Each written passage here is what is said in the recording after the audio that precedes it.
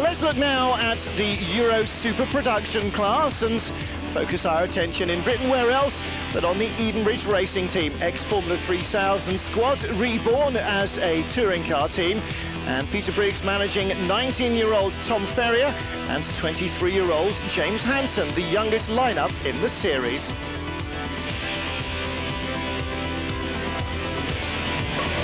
You must realise we're up against some of the very best touring car drivers in the world in this class now.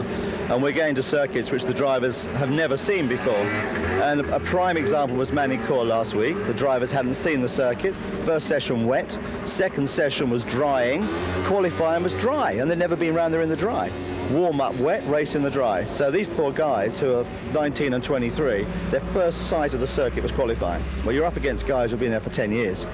And also know the cars inside out. So it's tough on them. It really is hard for them. And for them to get in the top 6 is a great achievement. Well, at Silverstone, they would be hoping for better fortunes. Tom Ferrier, who raced in the British National Saloon Cup last year, at least has some experience of the circuit.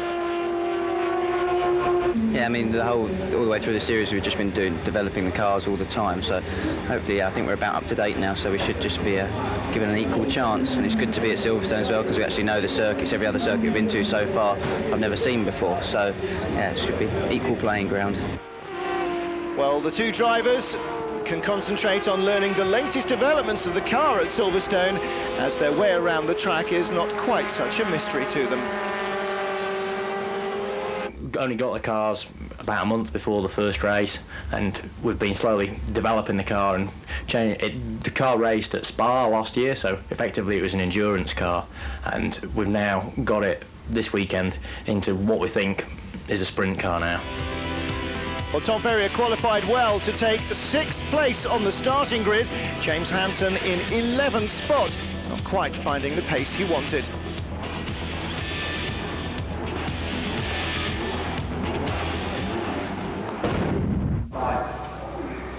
Revalia Team BMW driver Peter Cox claiming pole position for Silverstone's Super Prod race ahead of teammate Norman Seaman. Duncan Heisman, winner last time out, in 3rd place ahead of Gianni Morbidelli in the CBME BMW, and Tommy Rustad's Nissan joined by Britain's Matt Kelly in the team for a 2nd Nissan, while Rustad started in 5th spot. It was Cox and Seaman racing down to the first corner, but Norman was too far back to try anything into Cox. Around the outside was Tommy Rustad, and a new name, Frederick Bouvy, the Belgian driver of BMW number 15, featuring strongly behind the lead trio. Heisman, who had a door-banging session with Cox in which he came off better at Manicourt, just avoiding having another one with Norman Seaman. A little tap as the two changed places.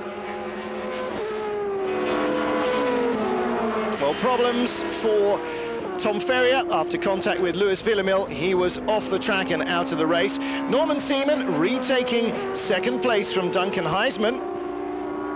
Further back, this is the 4th place battle. Tommy Rustad's blue and white Nissan, Frederick Bouvy's BMW, and Gianni Morbidelli there on board, showing Bouvy making a mistake into Stowe. Gianni Morbidelli snapping up the place in the black and orange CBME car. The monster slide of Tommy Rustad.